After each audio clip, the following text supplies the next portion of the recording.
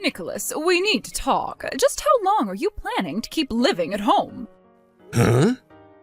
This is sudden. I asked you a question, Nicholas. I want an answer. When are you moving out? Mom, are you kicking me out of the house? Did you think I would let you continue to leech off me like a parasite for as long as you pleased? Answer my question for the third time. When are you moving out? Mom, I'm a sophomore in high school. How am I supposed to move out of the house? I can't live on my own. You'll have to work for a living just like everyone else. Work?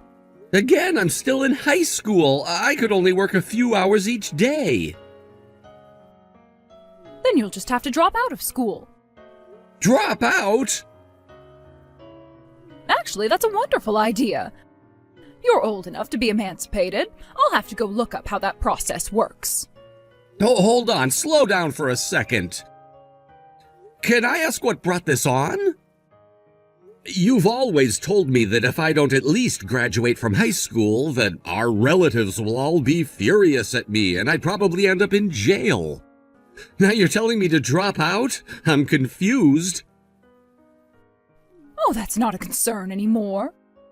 It was your sister who wanted you to graduate from high school, not me.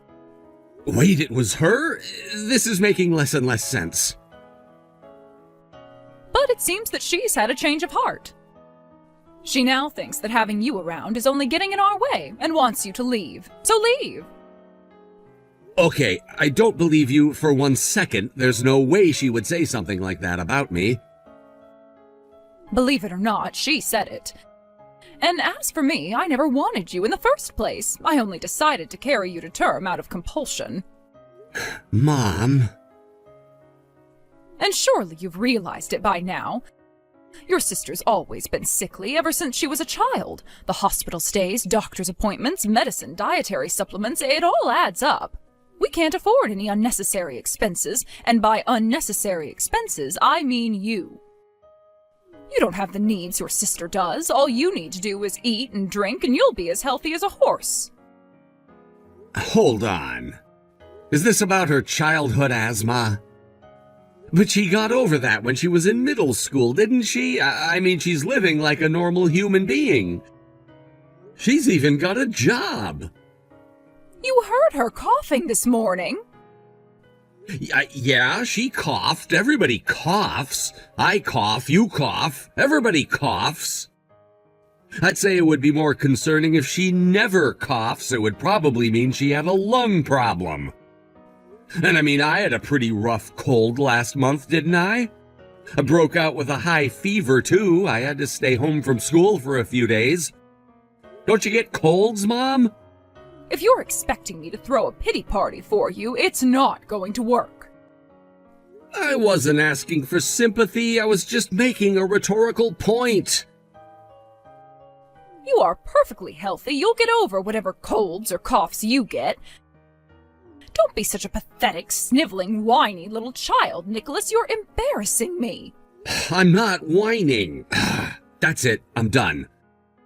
I'm really sick of talking to you, Mom. What did you say to me? You want me to move out of the house before I graduate high school, is that right? Fine, have it your way. Nick, are you there? Mom's in the kitchen cleaning up from dinner, so we gotta talk fast. I don't want her knowing I'm talking to you. She says you're moving out of the house? Oh, so Mom broke the news to you, I see. Then she was telling the truth. Yup, she was. But if you're gonna move out of the house, that means you're gonna have to make ends meet all by yourself. How are you gonna get by? What are you gonna do for money? Do you have anywhere to live? And what about school? Oh, before I forget, don't believe a word Mom says. I never said that I wanted you to leave. Don't worry, Rebecca. I know you'd never say that about me. I figured she was just projecting. The walls in our house aren't that thick. I can hear all her late-night rants about me that she puts you through. She hates me so much that she assumes you must hate me just as much as she does. Yeah, you're probably right about that. I know I'm right. I mean, did I tell you what she said to me the other day? I think you remember back when Mom was trying to make me drop out of high school right when I turned 16, you told her that if she made me quit school, all of her relatives were going to be furious at her, and there's even a chance that the police might get involved. But somehow Mom managed to turn that into you being concerned that they would all be mad at me, and I would be the one who'd end up in jail. Ugh. I had forgotten about that. I was just so glad she didn't go through with it. Once it was all said and done, I thought whatever delusions she had shouldn't be much of an issue. But we need to get back on topic. Do you have any idea how difficult it's going to be for you to leave home at your age? To be honest, I think I'm actually gonna be just fine. Fine? How are you gonna be fine? When Mom sent that insane text the other day, I was actually over at Grandpa's house to talk with him. Dad's side, not Mom's side. Eesh. You were? I've never told this to Mom, but I've been going to see him from time to time ever since Dad died.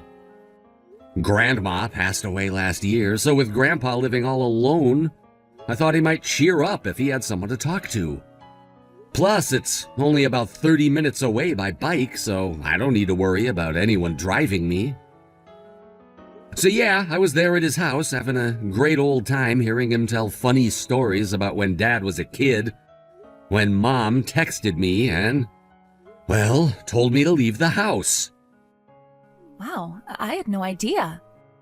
And when I talked to Grandpa about what she said, he told me that I didn't need to live with that awful woman, his words, for 1 second more.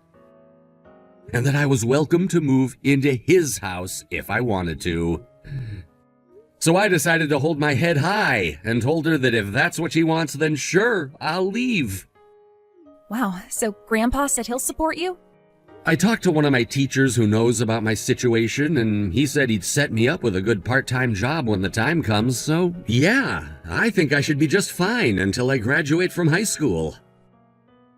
Okay, well, that's a relief. It sounds like you've got everything figured out. I think it might be time for me to make my move, too. You too? I've been wanting to talk to Grandpa for some time myself. Do you think I could come along with you the next time you go to see him? Do you have plans to go over there again soon, or...? Yeah, I was gonna go down there this Saturday. Great, that works for me. I'll tag along then. Hey, Nick, thanks for letting me go with you to see Grandpa today. Don't mention it, I was glad to have you. And I know Grandpa was happy to see you too. But I gotta say, you really blew me away when you told us what you were planning to do. Sorry for dropping that bomb on you so suddenly. But my mind's made up, so... Hey, I've got no objections here. If anything, I'm actually kinda relieved. Then I guess it's settled. We'll have 1 month to get everything ready. And remember, no matter what, we cannot let Mom know anything at all about this. Trust me, you don't need to tell me twice.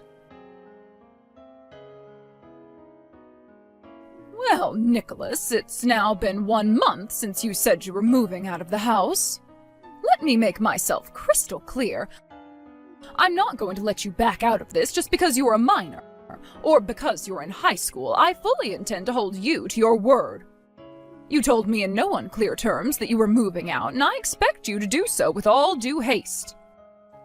What do you want from me? I told you it would take about a month to get ready. What? I don't remember you saying any such thing. That doesn't surprise me. You never did listen to much of what I had to say. But I'd like to think you would remember a detail as important as that one. Fine, then you have 1 week and not a second more. Not to worry, Mom. I managed to get ready for the move quite a bit quicker than I expected. I've already left. I got out of the house first thing this morning. What? I've been moving my things out a little bit at a time over the last 3 weeks. Don't tell me you didn't notice. You did? When? I had no idea you were doing that. How did you move your things without me noticing? Did you expect me to rent a moving truck? I don't have the money to do that. And even if I did, I don't have a driver's license. I had no choice but to move little by little over a long period of time. But be that as it may, you really didn't notice? What'd you think I was doing with the massive cardboard boxes I strapped onto the back of my bike when I left for school? I might as well have put up a flashing neon sign saying, "Hey Mom, look at me, I'm moving out." I've had just about enough of your snide remarks, young man. Oh, well, too bad. I still have a few more. Like, for example, didn't you think it was odd that all my bookshelves were empty, my dresser was empty, I even took the posters down off the walls? How did you not notice any of that? Like, really? Just what kind of an oblivious doofus are you? Okay, moving on. If you're this surprised that I moved out, I'd just love to see the look on your face when you realize that it's not just me. Rebecca's moving out too. No, not Rebecca too. Yep, just what I thought you'd say. She was actually even more subtle about moving all her things than me. But if you go ahead and open the door to her room right now, you'll see that, yep, it is completely empty, just like mine. Oh, this can't be happening. Oh, and one more thing. Rebecca left an envelope for you on the floor of her room. Make sure you don't miss it. Nicholas, give me your sister's new phone number this instant. Huh? The letter she left for me said that she had changed her phone number and she didn't want me to contact her ever again. You said you knew that Rebecca was moving just a bit ago. That means you must know what she's doing and where she's at right now. Now tell me her phone number. She said she would let me know once she got a new phone, but I haven't heard anything from her yet. Fine. Then tell me what her new number is the very moment she contacts you. Oh, come on, Mom. You're gonna make me sad. Don't you care about where I moved to? Don't be ridiculous. I am obviously more concerned about your sister than you. You can take care of yourself. Yeah, I figured you'd say that. But unfortunately for you, once Rebecca messages me with her new phone number, I'm gonna go and get a new number myself immediately. You wouldn't. I kinda have to. The one I'm using now is on Rebecca's plan. She's canceling her old contract and signing a new one with a different provider. I only added my phone to her plan so we could get the family discount. It's not worth it to have a plan all to myself, so I'm gonna get a new phone and sign on to her new plan. But if you do that, how will you give me Rebecca's new number? Gee, Mom, I'm really sorry to say this, but since we're gonna change our numbers at the same time, I don't think there will be any way to get her new number to you. Sad, very sad. You can't do this to me. Rebecca needs me. What if her asthma flares up again and I'm not around? Who's going to call a doctor for her? I told you before, Mom, her doctor gave her a clean bill of health back when she was in middle school. She's perfectly healthy. She doesn't even need an inhaler anymore. After everything I've done for her, all the nights I stayed up by her bedside in the hospital, all the times I took her to the ER in the middle of the night, this is how she repays me? Get over yourself, Mom. Seriously? First of all, back when Rebecca was staying in the hospital, Grandma was the one who stayed in her room with her, not you. That's not... Sure, you were there in the very beginning when she was first hospitalized, but that didn't last long. You got a little bit too friendly with the mom of one of the other patients, and the two of you spent all your visiting time chatting it up and cackling like a bunch of middle-aged women who drank too much wine during happy hour. You were being so annoying that the staff had to ask you to quiet down multiple times every day. But that didn't work, and it got so bad that you were banned from the hospital. Ever since then, Grandma had to go to the hospital instead of you. And I was the one who had to stop by her hospital room on my way home from school to take home her dirty laundry and drop off clean clothes. But Thinking back, I don't even remember you saying thank you to either me or Grandma for all the stuff we had to do because of you. It's still bizarre to me, though, how even when we and the doctors told you that Rebecca was getting better and better, you just completely ignored us. She was released from the hospital with a clean bill of health, and you still acted like she was on her deathbed. Remember when she was in high school and wanted to join the softball team?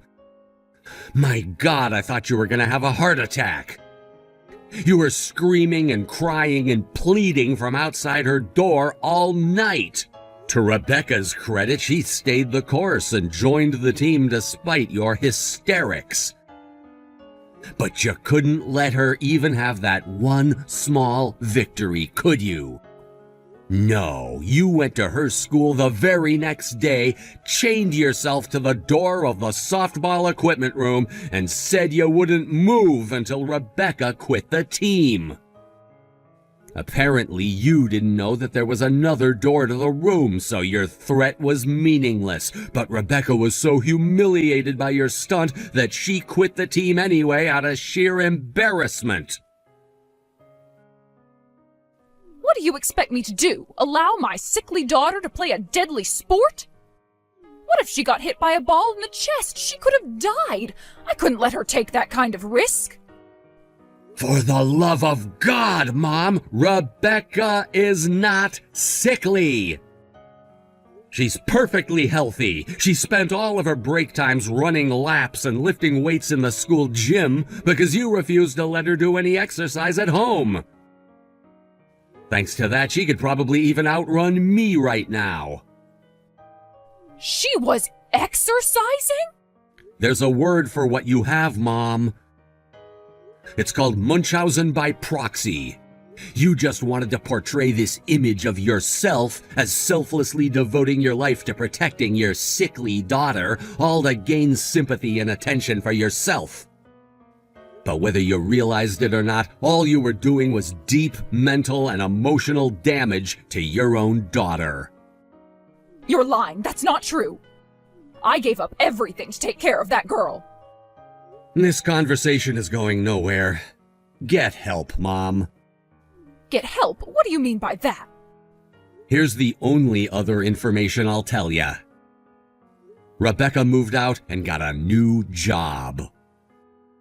No!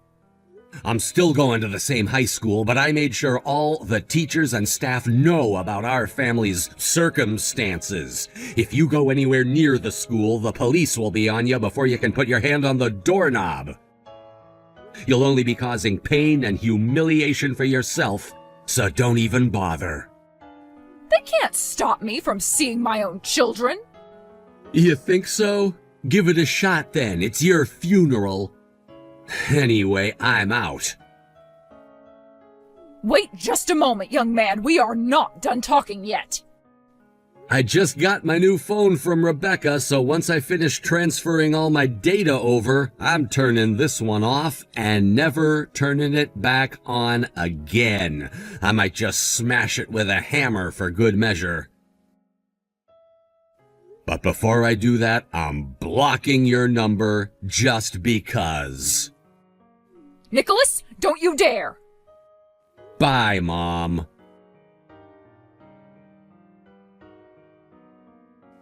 As you know, but my mom doesn't, I moved out of my old house and am now living with my grandpa. As for my sister, she got married to the boyfriend Mom didn't know she had and moved in with him.